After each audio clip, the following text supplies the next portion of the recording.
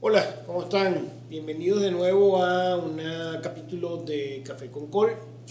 Hoy vamos a estar conversando con una persona para mí muy especial, un productor ejecutivo a quien aprecio y quiero mucho. Nos conocemos desde el siglo pasado, el señor Rafa Ponce. Bueno, se te conoce como Rafa Ponce, ¿no? Pues sí, O Rafa Cop, lo puedo decir. también. Ok, Rafa ha realizado ha estado como productor durante muchísimos años. Trabajamos mucho en muchas producciones, pero lo más bonito de todo es que el crecimiento y el profesionalismo de Rafa lo ha llevado a conquistar mercados inmensamente grandes. Toda Latinoamérica, por ejemplo, ha podido producir series para Netflix, ha podido producir series para canales de televisión en México. Y en este capítulo quiero conversar con él de manera más tranquila y amena posible de un montón de cosas que nos orienten un poco a lo que es el mundo de la producción, no solamente en Venezuela. Y sobre todo, algo que me preocupa a mí muchísimo es la educación de los nuevos jóvenes, de los jóvenes que quieren aprender algo de producción audiovisual. Yo de ahora en adelante voy a quedarme callado, voy a disfrutar de un café, te doy a ti toda la libertad de decir esta grosería si quieres, ¿no? Muy bien. ¿Qué te motivó a ti a ser productor? Vamos a pensar como si tuvieras 5 años de edad. ¿Qué te motivó a ti a ser productor? Sabes que yo creo que mi primer aproximamiento a la producción fue en bachillerato, en cuarto o quinto año de bachillerato, en el comité de prograduación. Yo era el vicepresidente del comité y el comité tenía que recaudar los fondos para el viaje de graduación.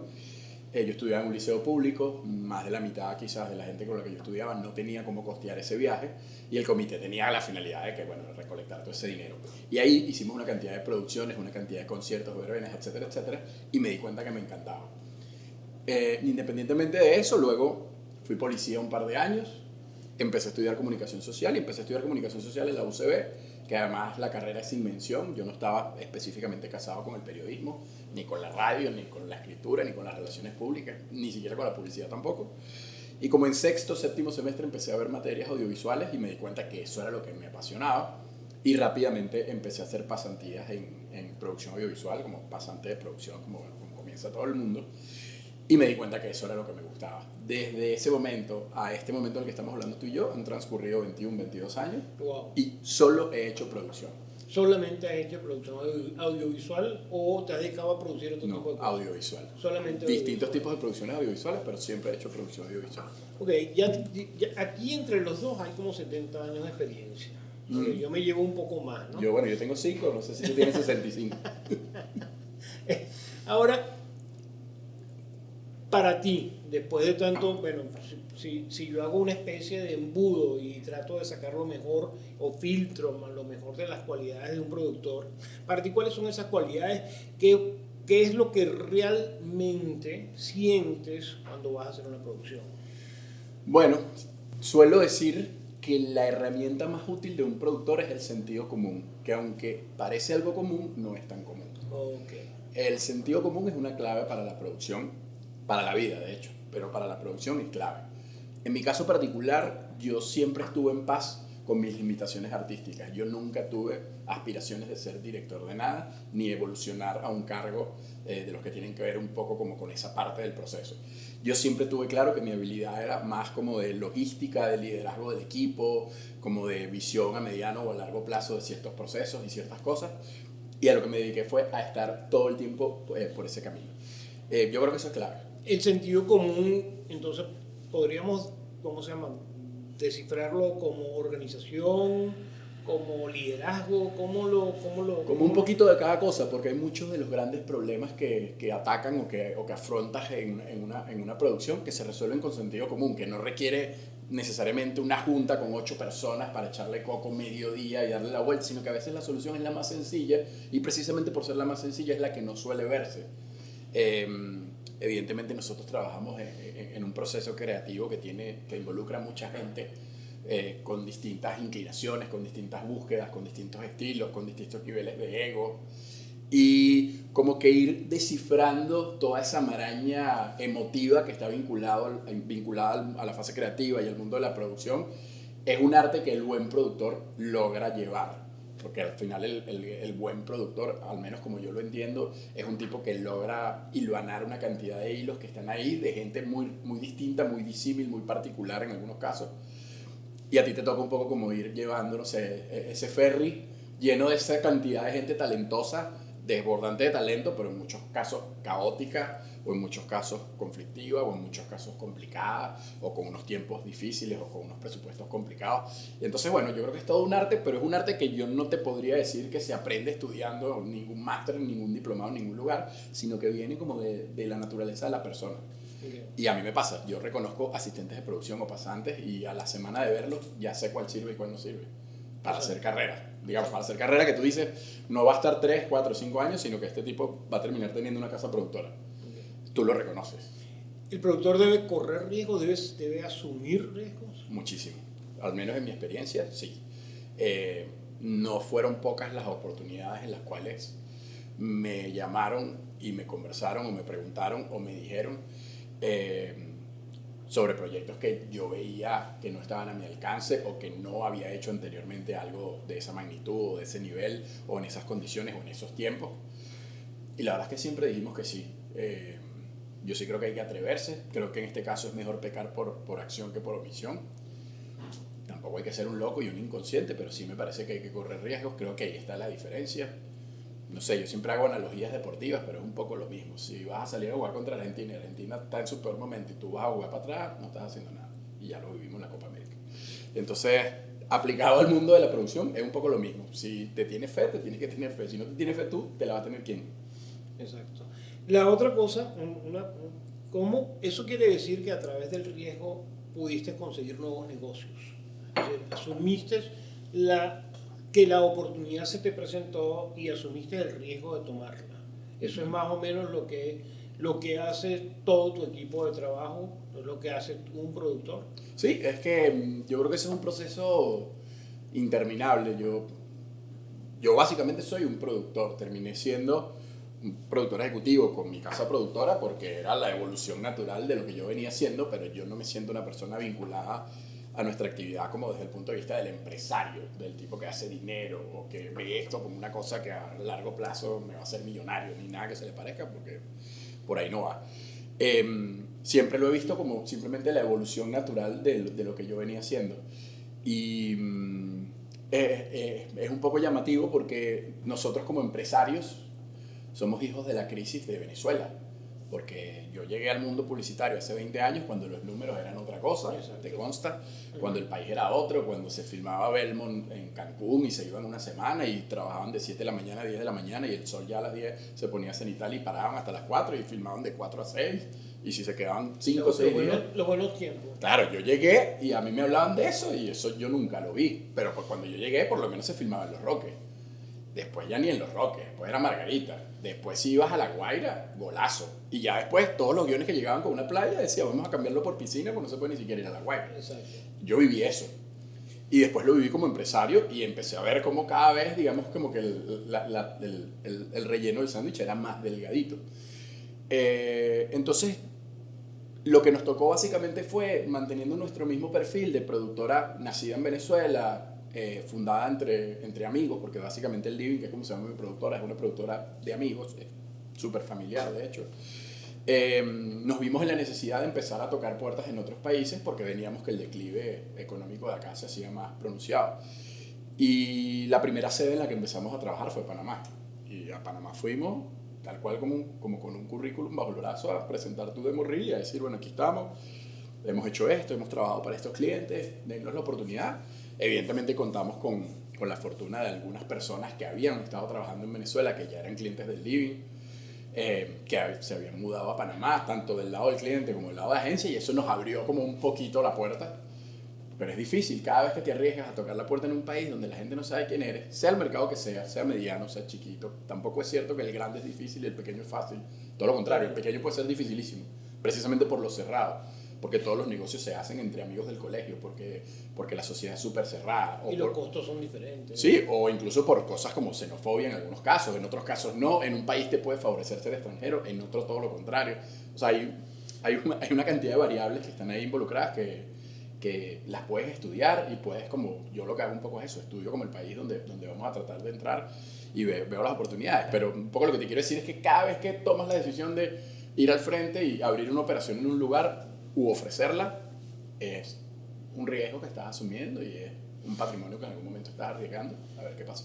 ¿Cuál es el primer paso que haces tú? Hablaste de investigar el mercado. Es decir, ¿cuál es el primer paso que hace el Living, el equipo, tú como líder del equipo de Living, para entrar, por ejemplo, al mercado como México? Bueno, hemos ido aprendiendo. Yo creo que la entrada a México ha sido la entrada más madura, si se quiere, porque es un mercado al que siempre le tuvimos mucho respeto por su magnitud, justamente. Nosotros básicamente basamos nuestra estrategia de crecimiento o de exportación de la marca a tocar la puerta en mercados de los que no considerábamos tan grandes, para que se nos hiciese un poquito más llevadero, entendiendo además humildemente que nosotros veníamos de Venezuela y no de un mercado que sea una potencia regional en publicidad, porque Venezuela no lo es. Entonces un poco siempre tratamos como de tener una visión aterrizada de quiénes somos y cuál es nuestro verdadero nivel. En Venezuela hay muy buen nivel, pero no somos la tapa del frasco en producción audiovisual. O sea, estamos lejos de eso. Lo fuimos en algún momento lo fuimos, pero por hoy tú no habías nacido cuando... Exacto, no lo somos. Entonces nosotros primero apuntamos a mercados más centroamericanos, más cercanos, a los cuales podíamos acceder más fácilmente. Y lo que siempre hicimos fue estudiar un poquito las oportunidades que había, qué clientes regionales estaban de los clientes que nosotros, por ejemplo, nosotros pertenecemos al pool de Nestlé, entonces tú llegas y le tocas la puerta a la gente que lleva Nestlé en cualquier país y le dices que ya tú eres del pool de Nestlé y eso es un aval. Y en el caso de Telefónica igual, nosotros éramos del pool de Telefónica, entonces filmábamos Telefónica acá, filmábamos Telefónica en Panamá. Ya de ahí para adelante, cada vez que llegabas a un país donde estaba Telefónica, ya tú podías decir, mira, este es mi reel de Telefónica y estaba. O P&G. O sea, nosotros por suerte pertenecemos a esos pools de esas grandes marcas. Y básicamente lo que hemos hecho siempre es analizar un poco el mercado, ver qué oportunidades hay, ver quiénes son las buenas productoras que están, si son muchas, si son pocas, qué directores hay, un poco cómo se mueven los números. Hay una cosa que hemos ido puliendo, que es entender el funcionamiento, digamos, más financiero, económico, que es aburridísimo, pero que es clave, que es súper fastidioso. Teóricamente yo soy el responsable de eso y la verdad es que le saco el cuerpo bastante, pero hay que hacerlo. Y bueno, en algunos mercados nos ha ido bien, en otros no nos ha ido tan bien. Hicimos, por ejemplo, experimentos en Buenos Aires que no nos fueron tan bien. Chile nos fue regularmente, pero por ejemplo en toda la zona de Centroamérica nos fue bien y hemos podido, digamos, mantener un buen volumen de trabajo. Y ahora hace un poquito más de un año llegamos a México y ya en México hemos hecho una buena cantidad de campañas con clientes importantes, con clientes medianos y grandes. Ahora acabamos de terminar una campaña muy grande de 6 días de rodaje. Y como que es un mercado que lo preprodujimos bien. Se mudó uno de mis socios allá, entonces él está de base ahí. Eso también es un apoyo grande. Y bueno, en eso estamos. Pasaste por Buenos Aires, pasaste por Chile, Centroamérica, excelente. México, muy bien. Ya más o menos sabemos cuál es la estrategia que has utilizado. ¿Cómo llegó el equipo tuyo y Rafa a La Casa de Papel? Ese es el punto de moda, sí, porque es la primera vez que una casa productora venezolana llega a Netflix y produce una temporada completa de una serie tan importante como La Casa de Papel. Sí, bueno, nosotros llegamos, no produjimos la temporada completa, produjimos una parte de la tercera, porque produjimos todo lo que tenía que ver con Centroamérica, que fue rodado en Panamá. El cuento resumido es algo así como que yo un día estaba en mi casa viendo la serie, la primera y la segunda temporada, y con el control remoto en la mano dije, me encantaría trabajar en esta serie. La vi, me encantó, de verdad a mí la serie me gustaba. Y unos 3 meses después me escribe una persona de Barcelona por WhatsApp y me dice, ¿tú eres fulanito de tal? Sí, cómo no. ¿Tienes una productora que se llama El Living? Sí, cómo no. ¿Tú trabajas en Panamá? Sí, cómo no. Y me dijo, ¿podemos hacer un Skype? Sí. Hicimos un Skype, todo súper ultra mega confidencial, casi que me hablaba en clave. Y básicamente lo que me dijo fue, me dieron tu referencia, me dio tu referencia a una gente de México. No sé quién es la gente de México.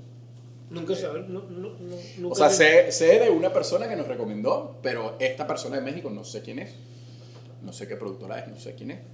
me dieron tu referencia, estamos buscando proveedores en Panamá. No encontramos, digamos, una oferta muy variada y muy nutrida, lo cual es normal porque Panamá es un mercado pequeño. Estamos entrevistando a varias productoras, pero queremos saber si ustedes operan ahí, cuánto tiempo tienen ahí. Me hizo como todo un interrogatorio como de hora y media por Skype, donde lo único que me decía, esto es un proyecto de una serie. Queremos rodar unas escenas allá, me explicó un poco por encima. Bueno, le respondí una cantidad de preguntas, a las 2 semanas me volvieron a llamar, me volvieron a entrevistar, fue una entrevista súper larga donde hablamos de los directores del Living, las ciudades donde estaba el Living, mi experiencia, nos preguntaron mucho sobre qué películas habíamos hecho, yo pensé que eso iba a ser un hándicap importante porque nosotros no venimos de hacer pelis, o sea, hemos hecho un par de cortometrajes nada más. Pero bueno, creo que también me dieron la oportunidad de conversar y debatir mucho sobre la información que teníamos del mercado y de alguna manera demostrar que sí conocíamos mucho cómo funcionaba Panamá. Y luego pasaron un par de semanas más y volvimos a tener como una tercera conversación. Ya ahí ellos habían validado nuestra web, nuestros directores. Yo les había mandado como un reel de los proyectos más grandes que habíamos hecho en Centroamérica. Les había enviado el link de nuestro corto que se llama Lucy, que es un corto que ha ganado una cantidad importantísima de festivales.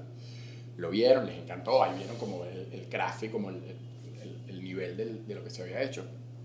Y ahí me confirmaron que el cliente, entre comillas, era Netflix. La persona con la que yo estoy hablando es la productora de la casa productora que hace La Casa de Papel, de los creadores de la serie. Wow.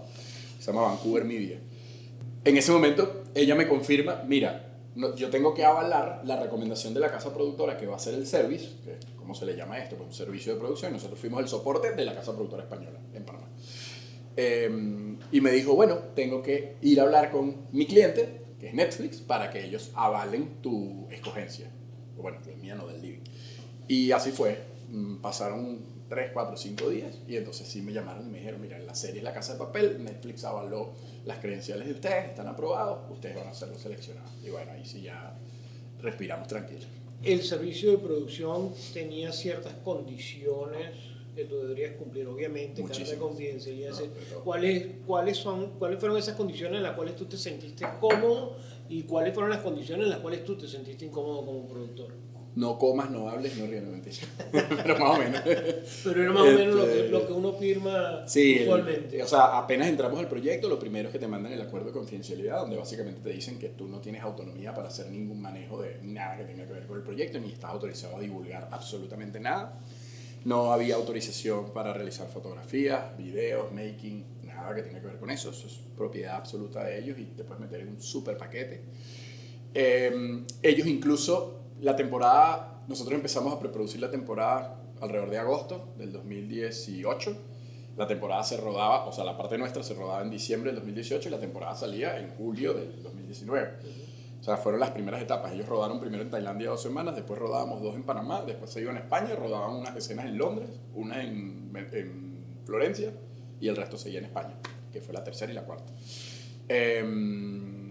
Entonces, como nosotros estábamos muy al principio, el riesgo de que se filtrara información de ahí hasta el estreno era mayor.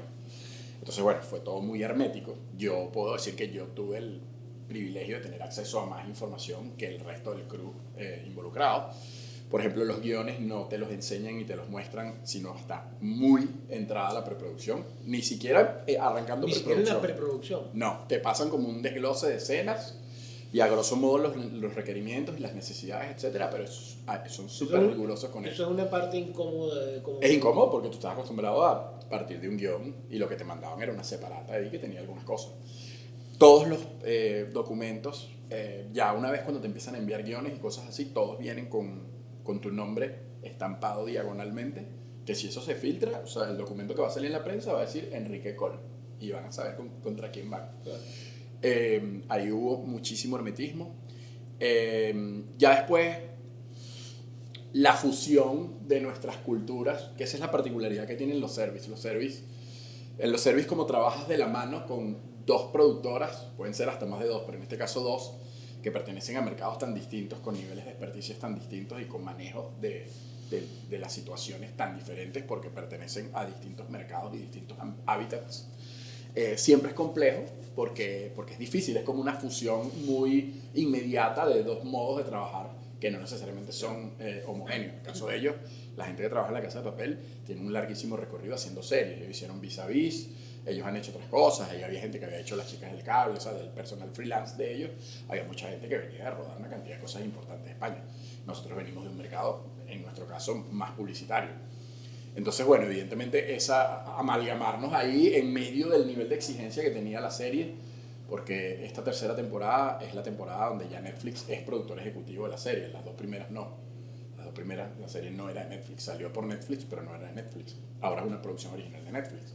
Entonces había como, se ganaron el Emmy, estando con nosotros en la preproducción, se ganaron el Emmy internacional. Entonces la expectativa sobre la serie, la apuesta económica sobre la serie, los valores de producción que los levantaron un montón, a pesar de que la serie está impecable en las primeras temporadas, en la tercera se nota que hay más valores, pues hay más despliegue. ¿Y eso los benefició a ustedes desde un punto de vista? Para nosotros fue increíble respecto a la magnitud de lo que nos tocó producir, pero también fue importante a nivel de la presión que había respecto a que todo tenía que salir bien. Y evidentemente trabajar en el tercer mundo no es lo mismo que trabajar en el primer mundo. Entonces, bueno, ahí empiezan todo este tipo de cosas que tienen que ver un poco con las limitaciones que tenemos o por el nivel de experticia de la gente en general, o por las condiciones climáticas en otros casos, o por los equipos que no hay, o por las logísticas que no existen exactamente igual.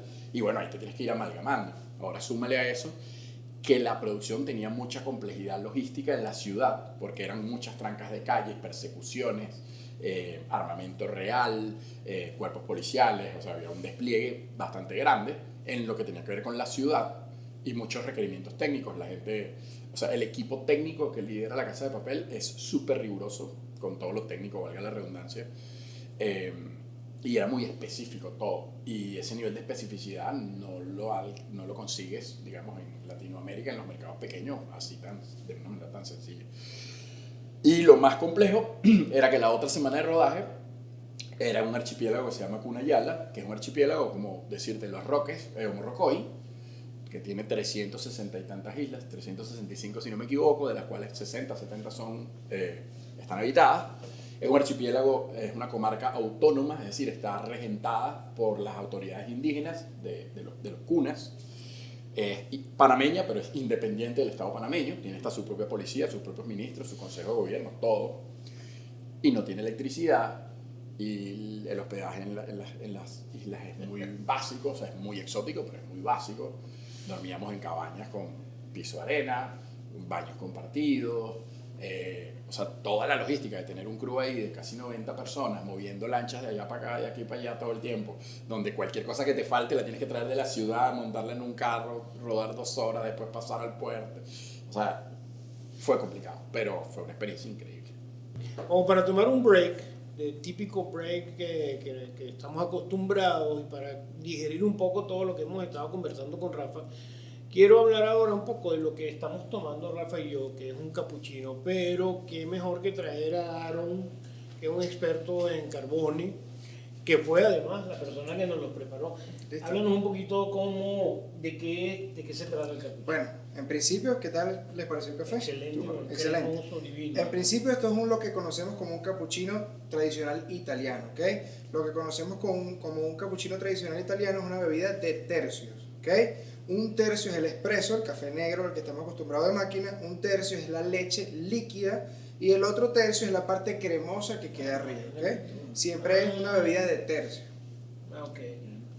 ¿Y eso tiene una temperatura específica? Siempre tiene una temperatura, ¿ok? Lo ideal es que no pase de los 60 grados centígrados la leche cuando la estamos elaborando en la máquina, ¿ok? Ella siempre suele subir un poco la temperatura, máximo 70 grados centígrados, para que no nos haga daño en el cuerpo, ¿ok? ¿Y el capuchino, por qué se llama capuchino? En teoría se llama capuchinos por los monjes capuchinos, ¿ok? En el segundo sitio de Viena, ¿ok? Cuando estaba la guerra entre los turcos y los vieneses, los vieneses descubrieron unos sacos de café y los tostaron, lo probaron, pero les parecía muy amargo y querían hacerlo un poco más ameno. ¿Qué hicieron? Le colocaron en principio miel, lo endulzaron, pero le faltaba un toque todavía y le agregaron leche.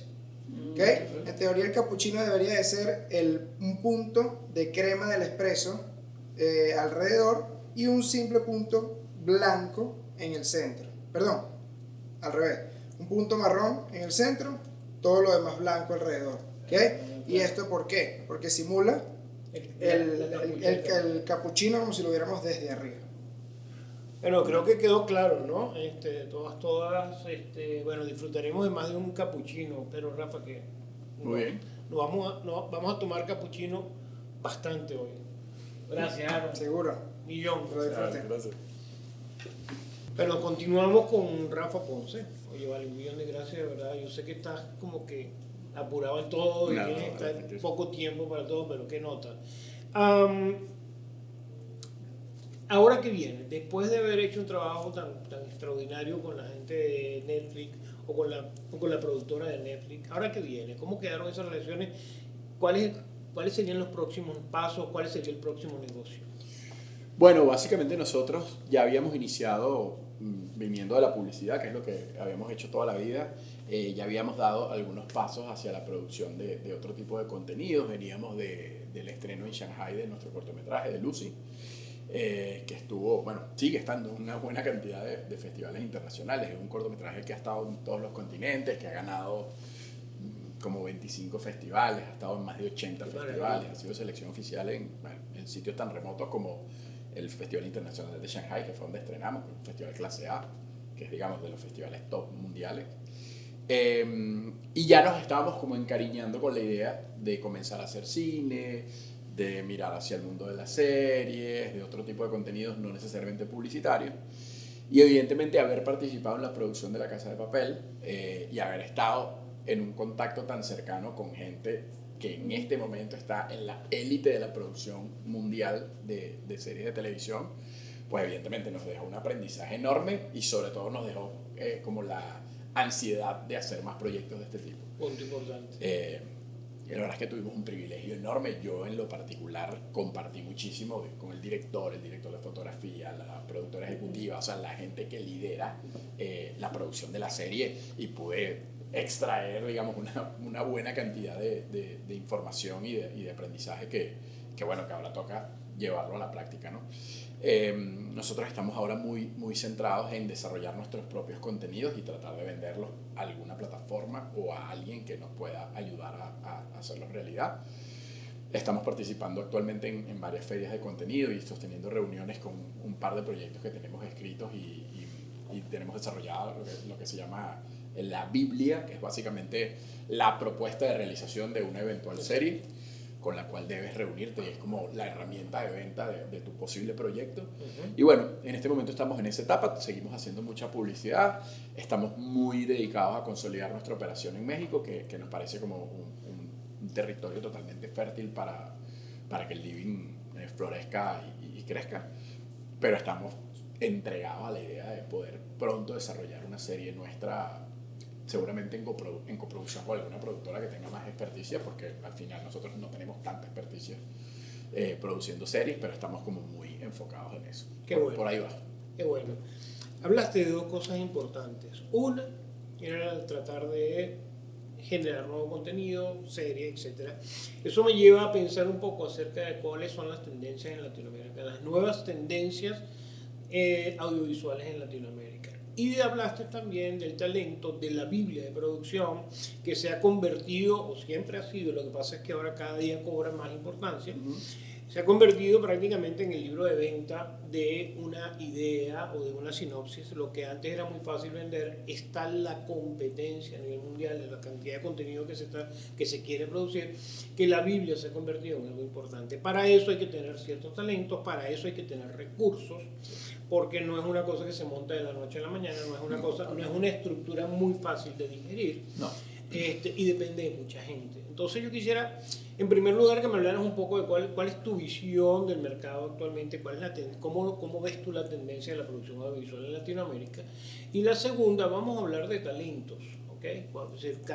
Vamos a tratar de identificar cuáles talentos son necesarios, cuáles disciplinas debe tener ese talento, etc. Pero empecemos por las tendencias.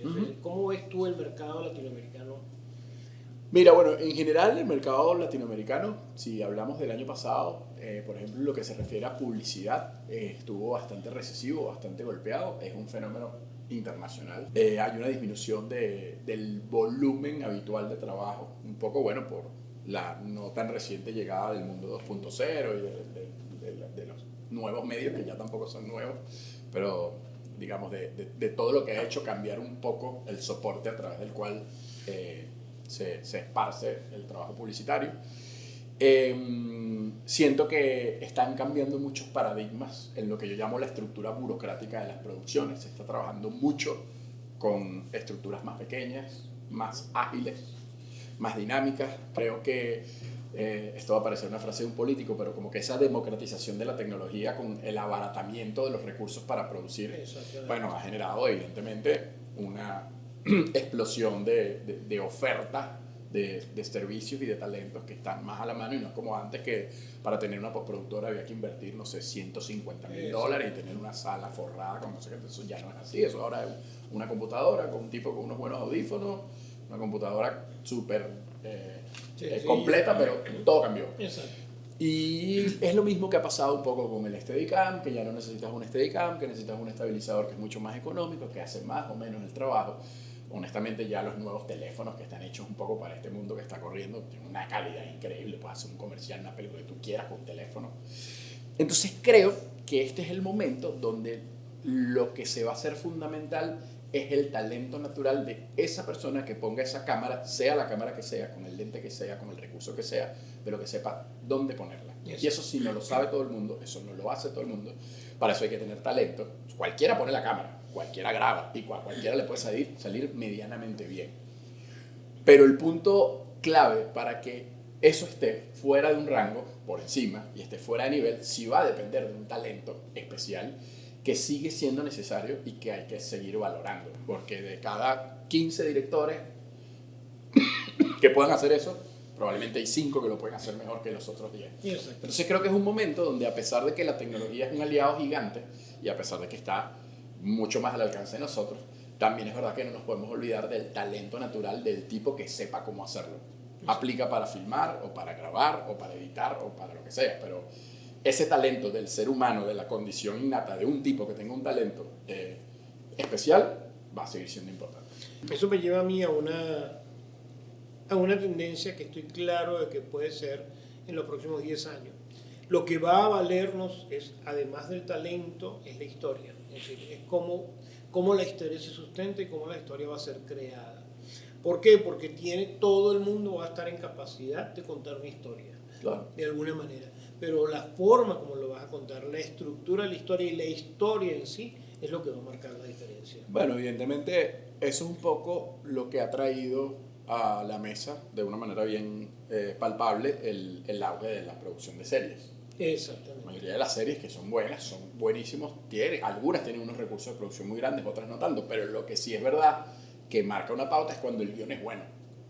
Cuando la historia es buena, y por eso los rockstar de este mundo de la serie ya no son los directores, como en nuestro mercado habitual, ni de cine, ni de televisión, ni de publicidad. Los rockstar de esta historia ahora son los escritores. El tipo que pone el sello de calidad y el tipo que es el aval de que la serie sea lo que va a ser o lo que es el escritor. Exactamente. Entonces es muy cómico, porque cuando yo hablo con directores que no han hecho series, que vienen de hacer otras cosas y que vienen, digamos, en nuestra estructura tradicional, donde el director es el papá de los helados, pues en las series no es así. En las series la última palabra la tiene el tipo que escribe. De hecho, los escritores no cambian, pero los directores sí. Claro. Hay directores que dirigen un capítulo en especial, Sí. Otro director dirige 2, Correcto. el otro dirige, escogen dependiendo de la historia, pero Son los bandes. escritores siguen siendo los mismos. Claro, que es eso, ellos son realmente los que tienen el registro de todo. Exacto. Entonces, bueno, apareció el cargo que se llama showrunner, que es un poco eso. El showrunner es el papá del show. Él es el responsable de que eso vaya así. Exacto. Y digamos, hay un director principal que por lo regular dirige los primeros 2-3 capítulos. Marca la pauta. Y probablemente dirige el último. Marca la pauta, marca una estética, un lenguaje, todo, una narrativa. Y después hay en el pool 1, 2 o 3 directores más que van dirigiendo diferentes capítulos. Pero el showrunner lleva la continuidad de todo. Háblanos un poco del showrunner, que creo que mucha gente en Venezuela no sabe lo que es un showrunner, o por lo menos quisiéramos hablar. ¿Tienes más o menos qué es un showrunner? Es decir, ¿qué hace? Bueno, básicamente es el líder del equipo de escritura, digamos, la persona que tiene a su cargo la historia de la serie, que se convierte también como en una suerte de productor ejecutivo, porque de hecho una suerte de productor ejecutivo, y en muchos casos tienen el título de productor ejecutivo, En algunos casos también algunos directores también participan como productores ejecutivos, pero básicamente el showrunner es la punta de la pirámide de la serie y es la persona que responde por la historia y por el cuidado de esa historia a lo largo de la evolución de los capítulos de la serie. Qué bonito eso. Entonces es una pieza fundamental para que todo camine y es como el aval máximo. Ahorita cuando tú intentas hacer un proyecto, hacer un presupuesto o lo que sea, probablemente no haya tantos issues con conversar acerca de quién va a ser o no va a ser el posible director o no, pero sí tienes que tener un buen showrunner o tienes que tener alguien que garantice que ese proyecto va a salir bien. O sea, en este momento esa es como la principal herramienta para medir si el proyecto va bien encaminado o si hay que incorporarle algo o alguien. Qué bien, qué bien. Mira, hay otras preguntas que tengo aquí que hemos hablado de showrunner, hemos hablado de directores, hemos hablado de productores, de escritores. ¿Cómo descubres tú un buen talento? Como productor, ¿cómo descubres?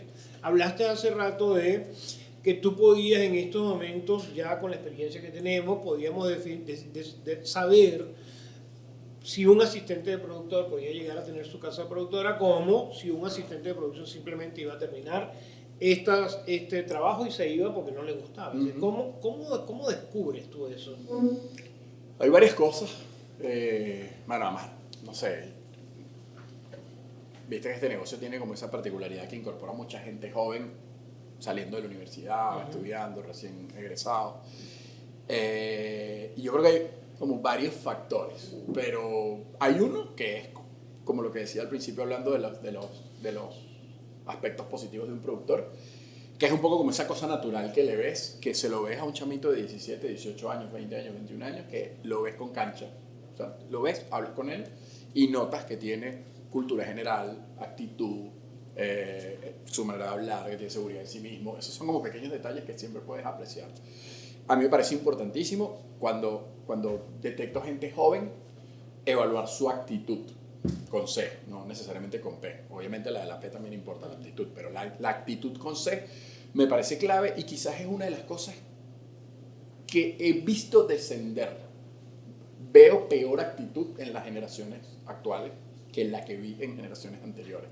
Dentro de como de la manera de abordar el trabajo, como el cariño o la pasión que se le mete al trabajo. Sé que es una cosa muy millennial, sé que es una cosa muy como de los nuevos tiempos. Muy centennial. De hecho. Pero bueno, yo sí creo que hay un tema de actitud que tú rápidamente captas cuando hay alguien que quiere comerse el mundo, que quiere aprender, que se quiere incorporar, que quiere sumar, que está ahí, que está escuchando, que tú te das cuenta que está escuchando, que no necesariamente tú lo tienes que llamar y decirle, mira, te voy a explicar tal cosa, sino que él está sentado ahí haciendo una cosa y tú estás aquí hablando de otra cosa importante de la producción y él está escuchando y después resulta que al día siguiente estás en la filmación y pasa algo y él ya sabía porque él lo escuchó y él estaba pendiente. Yo creo que eso es una cosa clave. Y bueno, después de pronto hay una tercera cosa que salta rápidamente a la vista, que tiene mucho que ver con las dos anteriores, y es cómo tú lo ves relacionarse dentro del crew. Porque dentro del crew, bueno, el crew viste que es una estructura como medio militaroide, exacto, en cuanto a jerarquías y a cosas, pero muy diversa también. Y la gente que tú notas que tiene madera para seguir avanzando es gente que rápidamente se puede relacionar bien dentro de todo ese tejido de la estructura de las producciones y te das cuenta que va fluyendo.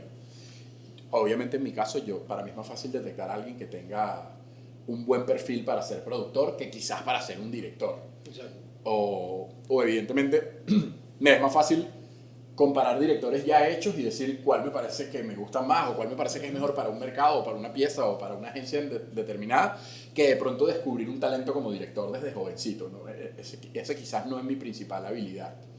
Ahí te diría que Constanza Profeta sí es tremenda scout de talentos como directores, porque total, siempre fichó directores jóvenes que fueron buenos. Uh-huh. Casi que eran, sí, un scout, así como los de los beisbolistas de Grandes Ligas. Ajá. Como buena productora en sentido de mujer. Súper buena. Pero bueno, en mi caso te diría que yo sí mido mucho eso, como la actitud, como incluso el tema gregario, cómo la gente se mueve, cómo se desenvuelve. Ahí para mí queda muy al descubierto la gente que realmente se destaca. Se me hace bastante obvio. Y hablemos un poco acerca de los proyectos. Nosotros hemos manejado una cantidad de proyectos bárbaros y tenemos ese sexto sentido que nos dice cuándo un proyecto es bueno y cuándo un proyecto es malo. Sí. O cuándo un proyecto puede llegar a ser bueno, aún siendo malo. O cuándo un proyecto parece ser bueno y que si la ponemos llega a ser un mal proyecto. Para ti, ¿cómo distingues esos niveles? ¿Cuándo un proyecto para ti es bueno? ¿Cuándo un proyecto para ti puede ser, bueno, es malo, pero hay que sacarle el jugo? ¿Sí? Bueno, hay una primera manera de medirlo y es el guión. Volviendo a cualquiera de los ejemplos anteriores. El guión, cuando tú lees un guión malo, dices, bueno, está complicado. Porque ya, si el guión viene mal, empezamos mal. Y la verdad es que puedes llegar a ver guiones tan malos que hasta están mal escritos. Que no solo son malos como idea, sino malos como ejecución, que ni siquiera, que a veces ni siquiera sabes cuánto dura. Exactamente. Dicen, no puede ser que esté recibiendo un brief para un país donde hay una pauta de televisión de tantos segundos y yo no sé para cuánto este guión. O sea, ¿por qué no lo dice el guión? Cosas así. O cosas que son como presentaciones que les hacen a los clientes, que está todo bien, pero para cotizar tú necesitas un guión. Eso llevado a guión, eso no está, ¿no? Pero digamos, independientemente de si está bien presentado o mal presentado, o bonito o no, si el guión es malo, lo más seguro es que el camino a recorrer sea lleno de piedra. Sí puede pasar que tengas la posibilidad y la flexibilidad para intervenir un poco esa idea y, como decimos nosotros, dignificarla y que se pueda convertir en una ejecución digna que no lamentes. Y en otros casos pasa que ni siquiera esa flexibilidad existe, sino que estamos como muy casados con esa idea así como está y bueno, no trata de que estéticamente quede bien y que por lo menos no sea fea, pero bueno, claro que a lo largo de la trayectoria nosotros tenemos una cantidad de piezas que no se las enseñamos ni a nuestra madre, que simplemente no nos gustaron nunca y no nos gustaron al principio ni después. Pero también pasa lo contrario, también pasa que llegan ideas que tú dices, esto tiene un potencial increíble, va a quedar buenísimo, y de verdad se ejecutan, y realmente la fortaleza de la idea era tal que si la ejecución es medianamente decente, quedan muy bien. Pero también pasa que tienes, por ejemplo, campañas que tienen varios comerciales y por alguna razón tú te enamoras de uno de esos. Tienes 4, ponte tú, y hay uno que te enamoró, que dijiste, este, que el director dice, este, que le va a gustar a la gente, esto va a quedar increíble.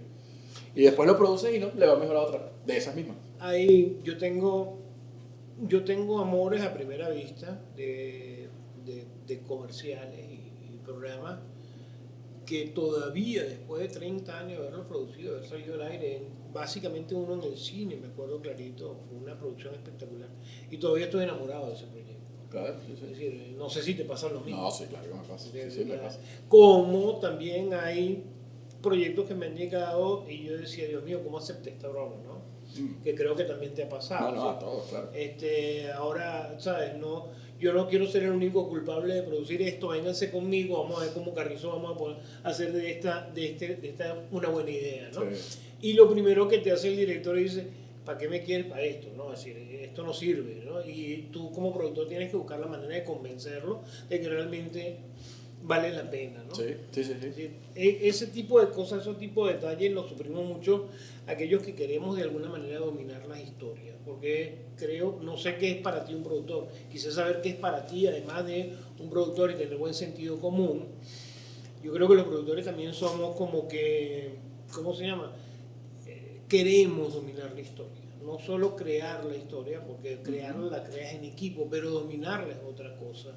Dominarla es darle un sentido tangible a la historia. ¿Qué es para ti ser un productor? Es decir, ¿cómo te defines tú como productor? Sí, bueno, yo te agregaría a todo lo que estás diciendo, que además el productor claramente tiene una obligación que tiene que ver con el negocio per se. Exacto. Entonces, bueno, la realidad es que a veces llega un guión que a ti no te gusta, que no te encanta, pero hay que hacerlo porque parte de nuestro trabajo es hacer eso. Nosotros, particularmente, como que nuestro perfil personal, hablo por mis 3 socios, digamos, Hans, Roberto y yo, como que nuestra manera de ser, nuestro estilo, es muy poco rockstar, es muy poco divo, es muy poco somos famosos, pídanos autor, o sea, como ese estilacho, no digo que esté bien ni esté mal, simplemente no es lo que nos representa. Entonces nosotros nunca fuimos la casa productora que recibía un guión y decía, te lo devuelvo porque yo no filmo esto.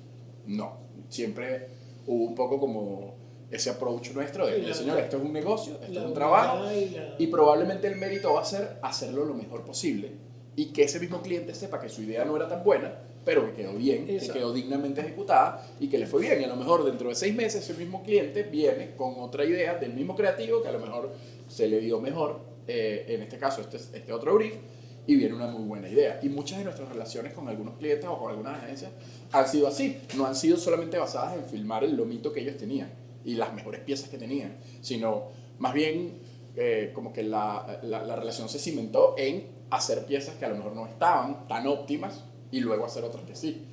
Entonces a mí me parece que el productor tiene eso como de que le toca liderar un poco de la mano del director, el equipo y todo el funcionamiento, digamos, del colectivo que hace posible la producción, pero también tiene una responsabilidad con el negocio, con la sustentabilidad de ese negocio, porque no hacemos nada si hablamos de arte y somos intensos y somos profundos y somos rebuscados, pero al final el negocio va mal, entonces no hay productores, no hay empresas y no hay gente que trabaje. Exacto.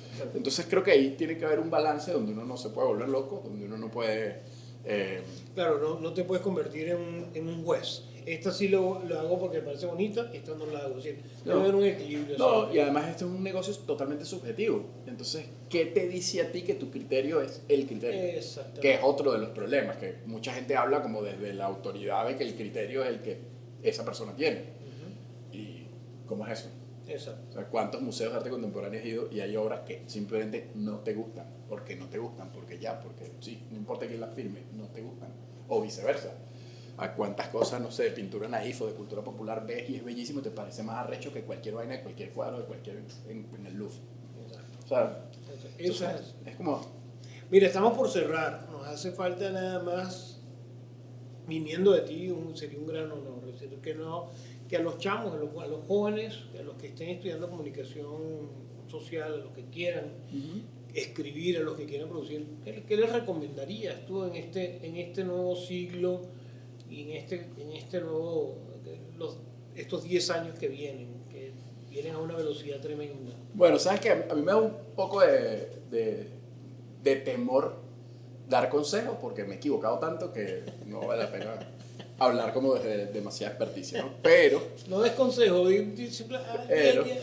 pero te diría que, punto número 1, y es importante en este negocio, hay que tener, digamos, más talento que ego. Suele pasar mucho que el ego supera el talento de la gente. Y entonces la gente queda presa de ese ego y es terrible, porque entonces el ego va por delante y el talento está rezagado detrás, pero prisionero de esa membrana de ego que a mí francamente se me hace súper fastidioso. Ese creo que es un buen consejo. El otro consejo es que hay que atreverse y hay que equivocarse. Si no, puedes llegar a pasar una cantidad de años sin nunca haber dado el pasito que tenías que dar para arriesgarte. Y lo tercero es que evidentemente es una cosa que la gente tiene que sentir. Este es un oficio, este es un trabajo, esto es una artesanía. De hecho, se lo digo mucho a mis amigos que creen, que eres productor, las modelos, la playa, la cosa, tal. Bueno, sí, todo eso está, pero mientras modelos estaban posando, yo estaba cambiando el papel toalé en el motorhome. O sea, cuando yo empecé, eso es lo que yo hacía. Y en la cabeza de todos mis amigos, yo estaba tomándome la foto con la modelo. Pero ese es el imaginario colectivo, un poco además como la oda a la plastiquería de nuestro negocio, que también está en la cabeza de todo el mundo, incluida la nuestra. Entonces, bueno, yo creo que la tercera cosa importante es que te tiene que gustar, te tiene que apasionar, porque es una cosa que te saca la chicha. O sea, yo en la Casa de Papel dormía 4 horas. Ya yo soy un señor mayor, a mí me gusta dormir 8. Y yo dormí 4. Y pasamos muchísimo trabajo. Y eso solo lo puedes disfrutar si te encanta lo que estás haciendo. Si tú estás pensando de qué tamaño es el cheque, o si te negociaron más o te negociaron menos, o no sé qué, o me quiero ir para mi casa, o tengo sueño, estoy cansado, me duele la barriga, eso es horrible. Entonces, bueno, es un negocio que te tiene que apasionar y que yo creo que la gente que tiene que incorporarse lo tiene que sentir. Así la estructura sea de un crew de 5 personas, o de 100, o de 200, tiene que estar integrado por gente que como que lo sienta, que tampoco tiene que caer en una intensidad de que yo el cine lo llevo en la sangre, mi sangre no es roja de celuloide, no, tampoco. A mí particularmente como que ese discurso no me cuaja mucho. Yo no soy un apasionado del cine, el cine me encanta y a mí la producción audiovisual me encanta, pero hay otras cosas en mi vida que me gustan. Yo soy feliz yendo al estadio de fútbol, yendo al estadio de béisbol y no necesariamente metido en una cinemateca. Pero sí es verdad que hay que sentirlo, hay que vivirlo y hay que disfrutarlo. Bueno, señores, aquí termina la charla con Rafa Ponce. Espero que le haya gustado tanto como nosotros. Está cordialmente para dentro de 15 meses, Ujú. cuando nos veamos de nuevo, Bueno, muy bien. una charla nueva para ver qué se nos ha ocurrido en esos 15 meses. 1 millón de gracias a todos, gracias por ver a Café con Col, nos vemos en la próxima.